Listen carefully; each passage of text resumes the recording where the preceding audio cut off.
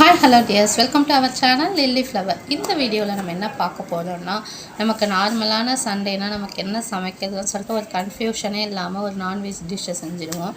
இன்றைக்கி அப்படி கிடையாது. இன்றைக்கி வந்து புரட்டாசி மாதம் சண்டே அன்றைக்கி குழந்தைங்களுக்கு சாட்டிஸ்ஃபைடாகவும் இருக்கணும், ஹெல்த்தியாகவும் இருக்கணும். ப்ளஸ் வந்து நம்ம நான்வெஜ்ஜும் சமைக்கக்கூடாது. அப்படி ஒரு செம்மையான டிஷ்ஷு தான் இன்றைக்கி நான் உங்களுக்கு சொல்லி தரப்போகிறேன்.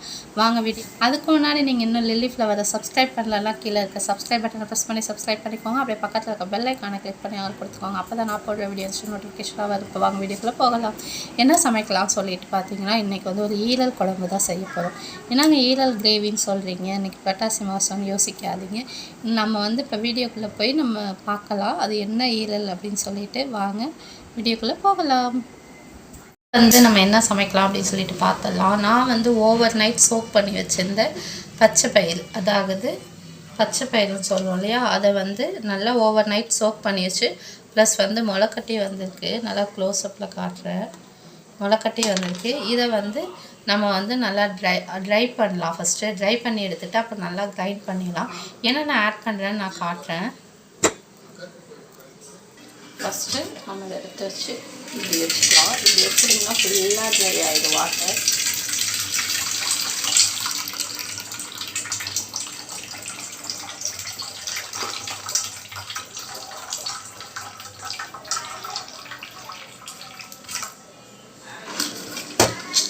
இந்த பச்சை பருப்பை இன்னும் ஒரு 2 டைம் வாஷ் பண்ணி எடுத்துக்கலாம் நார்மல் வாட்டரில்.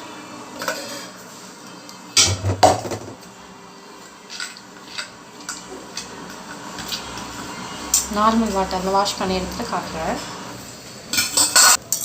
இப்போ வந்து நம்ம ஒரு மிக்சர் ஜார் எடுத்துக்கலாம். நம்ம ட்ரை பண்ணி வச்சுருந்ததெல்லாம் இதில் ஆட் பண்ணிக்கலாம்.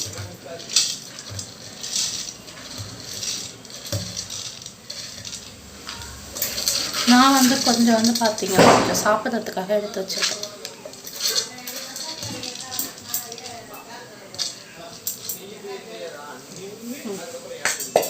எடுத்து வச்சுட்டேன். போட்டேன்னா நான் ஒரே க்ரீன் சில்லி எடுத்துருக்கேன். ஏன்னா பாப்பா சாப்பிடணும், காரமாக இருக்கும். நம்ம கிரேவியில் வேறு நம்ம மிளகாய் தூள் ஆட் பண்ணுவோம் இல்லையா, அதனால் கொஞ்சமாக ஒரு க்ரீன் சில்லி ப்ளஸ் ஒரு சின்ன துண்டு இஞ்சி. நெக்ஸ்ட்டு பார்த்தீங்கன்னா ஜீரகம் எடுத்துக்கலாம். ஜீரகம்,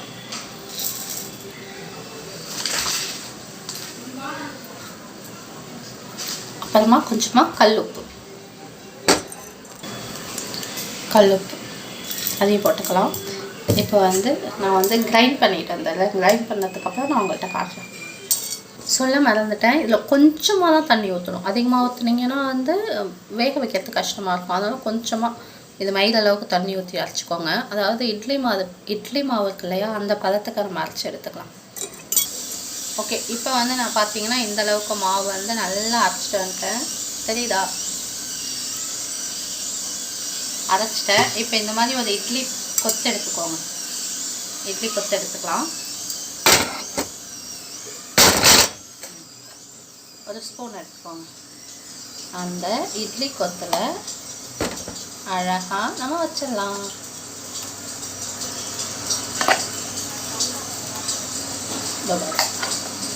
வச்சுட்டேன்.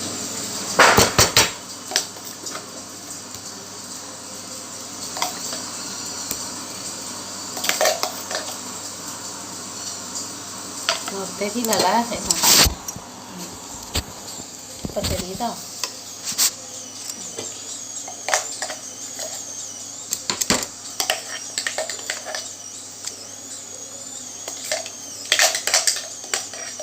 உங்களுக்கு கை கம்ஃபர்டபுளாக இருந்தால் நீங்கள் அதே வச்சு கை வச்சே யூஸ் பண்ணிக்கலாம்.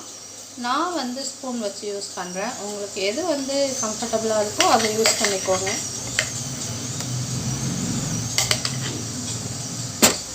ஓகே, இப்போ வந்து ரெடி ஆகிடுச்சு. இப்போ நம்ம என்ன பண்ணலாம், இப்படி பண்ணலாம் வச்சிடலாம். நம்ம அதை வேக வச்சாச்சு. கிரேவிக்கு தேவையான டொமேட்டோ வந்து ஒரு பெரிய சைஸ் டொமேட்டோ வந்து கட் பண்ணி எடுத்து வச்சுருக்கேன். ஆனியன் பார்த்தீங்கன்னா சின்ன வெங்காயம் அது கட் பண்ணி எடுத்து வச்சுருக்கேன். கறி லீஃப் எடுத்து வச்சுருக்கேன். கறி லீஃப் எடுத்து வச்சுருக்கேன். இஞ்சி பூண்டு வந்து அம்மியில் தட்டி எடுத்து வச்சுருக்கேன். ஏற்கனவே இஞ்சி வந்து நம்ம பச்சை பயிரில் போட்டிருக்கோம் இல்லையா, அதனால் எடுத்து வச்சுருக்கேன். இதெல்லாம் எடுத்து வச்சுருக்கேன். இப்போ நம்ம கிரேவி தாளிக்க ரெடி ஆகிடலாம் வாங்க. நம்ம வந்து இப்போ வானல் சூடாகிடுச்சு, எண்ணெய் விட்டுக்கலாம்.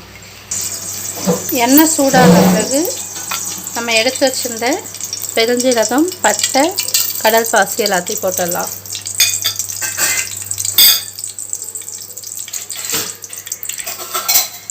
கொஞ்சோண்டு கடுகு சேர்த்துடலாம். இப்போ வந்து நம்ம வேக வச்சுருந்தோம் இல்லையா, அது வந்து வெந்துடுச்சான்னு பார்த்துட்டு நம்ம ஆஃப் பண்ணிடலாம்.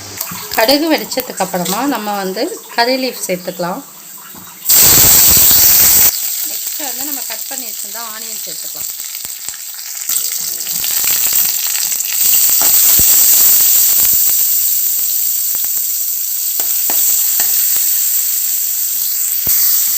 ஆனியன் வந்து நல்லா கண்ணாடி பதத்துக்கு நல்லா வதங்கட்டும்.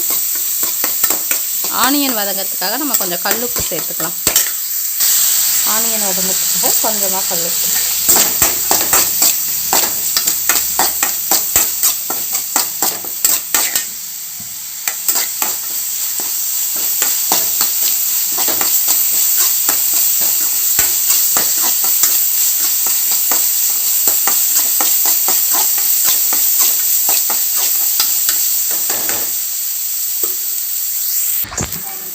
நெக்ஸ்ட்டு வந்து நம்ம கட் பண்ணி வச்சுருக்க டொமேட்டோ சேர்த்துடலாம்.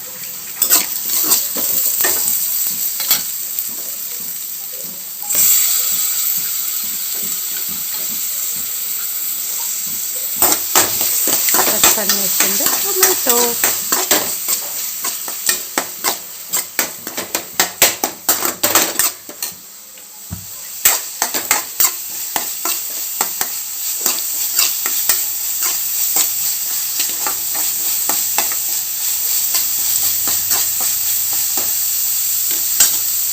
இப்போ ஃபைனலாக நம்ம அரைச்சி வச்சிருந்த இஞ்சி பூண்டு விழுது சேர்த்துக்கலாம்.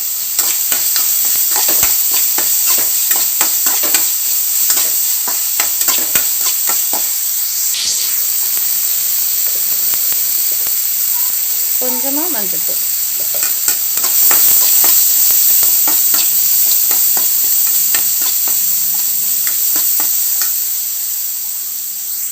இப்போ வந்து நம்ம கட் பண்ணி வச்சுருந்தோம் இல்லையா, அதாவது வேக வச்சு எடுத்து வச்சுருந்தோம் இல்லையா, அதை வந்து நம்ம வேறு பிளேட்டுக்கு ட்ரான்ஸ்ஃபர் பண்ணிடலாம். இப்போ வந்து நம்ம மிளகாய் தூள் ஒரு ஸ்பூன் போட்டுக்கலாம். போதும். நம்ம ஏற்கனவே பச்சை மிளகாய் ஆட் பண்ணியிருக்கோம்.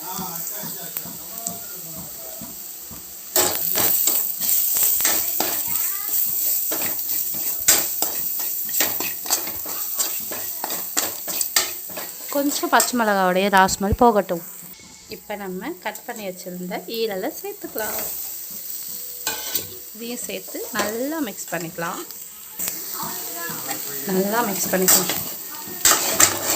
ஸோ ஒருத்தவங்களாம் ஃபோன் பிடிச்சிட்டு வீடியோ எடுக்க ரொம்ப சிரமமாக இருக்கும். தேவையான அளவுக்கு நம்ம தண்ணி சேர்த்து நல்லா மிக்ஸ் பண்ணி விட்டுடலாம். உங்களுக்கு கிரேவியாக வேணுமா, செமி கிரேவியாக வேணுமா, எப்படி வேணும் பார்த்துட்டு நீங்கள் மிக்ஸ் பண்ணி விட்டுடலாம்.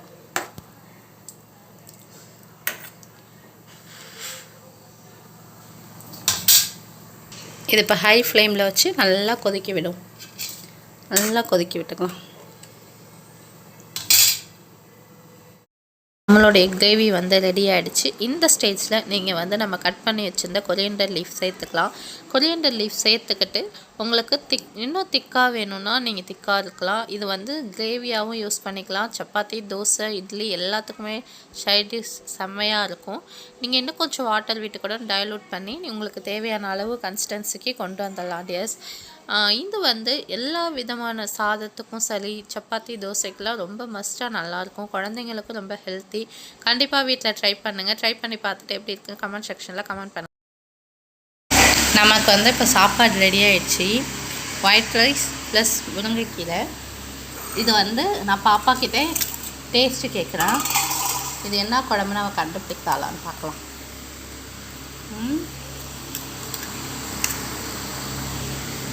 எடுத்து போட்டுடலாம். நல்லா பிசைஞ்சிக்கிறேன்.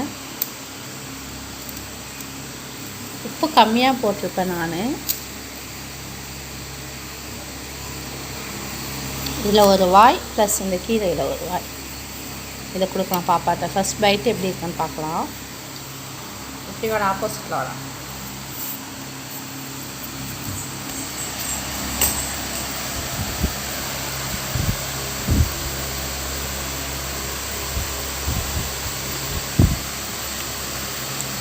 இப்படி இருக்கு. என்ன சாப்பாடுன்னு சொல்லு. இதை சாப்பிட்டு பார்த்தியா எப்படி என்னது? யூ திங்க் மட்டன் இல்லை, இது வந்து சைவ ஈரல் கிரேவி. ஐ மீன் நான்வெஜ் கிடையாது, வெஜ். பாசிப்பருப்பு இருக்கு இல்லையா, அது.